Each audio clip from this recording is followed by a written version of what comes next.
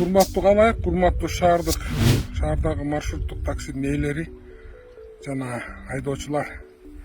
Өзүңүздөр билгендей, биз сүйлөшкөндө май айында, мурун сүйлөшкөндө май айында бул көр кеңеш келсе, шаардык кеңеш.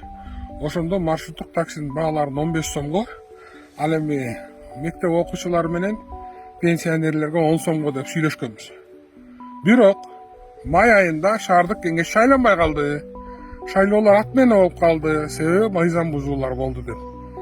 Эми сиздерден өтүнүч, ошолго чейин шаардык мэрия баарын даярдап койгон. Министерство экономикадан анализ регулятивного воздействия өткөн.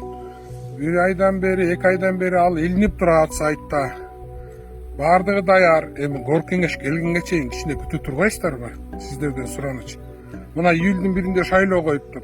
10-июлга чейин шайлоолордун жыйынтыгы чыгат. 15-июлга чейин мандатын алат. Андан биринчи маселе болуп ушуну карайт деген ойдобуз шаардык кеңеш деле. Ошондуктан мен сиздерден суранамын, өтүнөмүн. Азыркы мэр деле мурунку айтылган сөздөрдүн артынан келатат. Азыркы мэр дагы эч нерсе кыла албайт, себеби шаардык кеңеш жок. Бул иштер болбойт. Тарифтин көтөрүлүшү шаардык кеңеш кабыл алыш керек. Сиздерден өтүнүч, элди кыйнабаңыздар да ысыкта.